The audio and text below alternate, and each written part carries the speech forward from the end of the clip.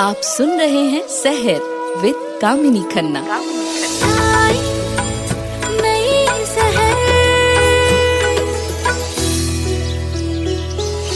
ओम रामदूताय विद्महे कपीराजाय धीमहि तन्नो हनुमान प्रचोदयात् गणपतये नमः। मंगलवार है। प्रभु का नाम स्मरण करने से आपका मन, चेतन मन, अवचेतन मन, सुप्तावस्था, शरीर, विचार सभी शुद्ध हो जाते हैं और प्रभु को प्राप्त करने के लिए आपकी कोशिशें सफल हो जाती हैं। कंसंट्रेशन करने के लिए मंत्र बहुत काम आते हैं। सुप्रभात, सुप्रभात, सुप्रभात।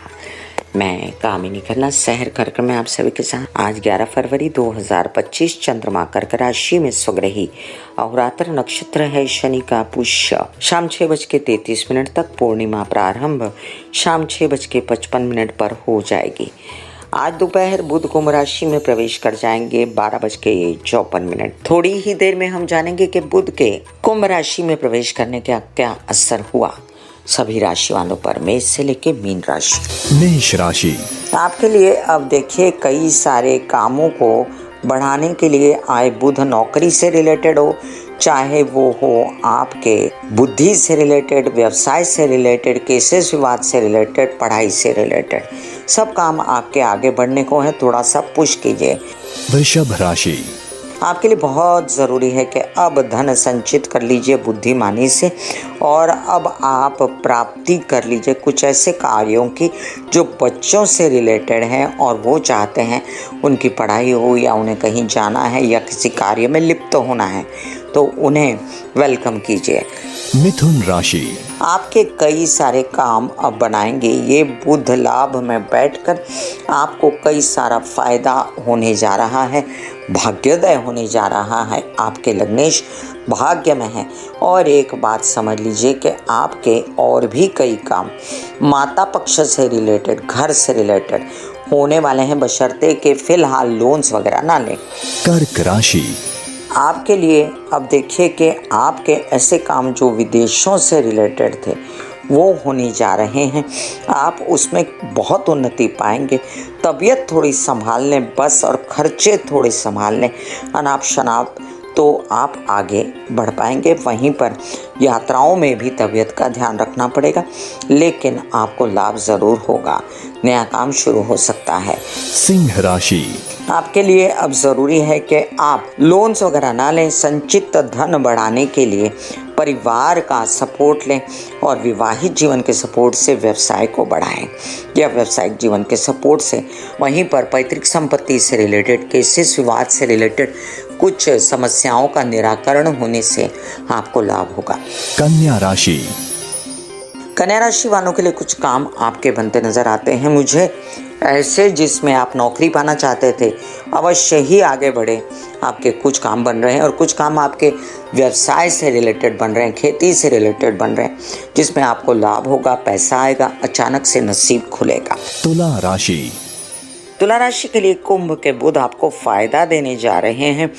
आपकी पढ़ाई, विद्या, अध्ययन से रिलेटेड ये भी याद रखें, आपको कुछ न कुछ ऐसा लाभ होगा जिसमें आपकी पढ़ाई तो बढ़ेगी, ज्ञान बढ़ेगा, लेकिन आपका काम हो जाएगा नया कोई। और साथ साथ में आपने अगर कोई खर्चे की सोची है पढ़ाई विद्या के लिए तो थोड़ा सा संभल के करें।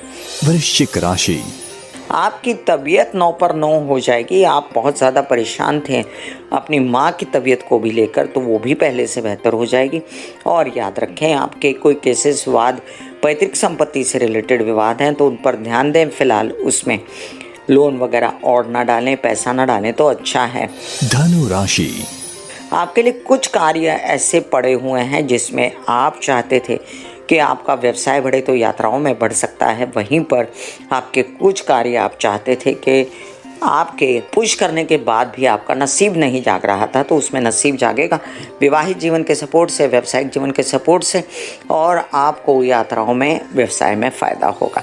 मकर राशि चलिए कुछ ऐसा काम बनाते हैं जिसमें संचित धन भी हो और काम भी हो जाए, पैसा भी बढ़े और नौकरी भी मिल जाए अगर आप चाहते हैं तो।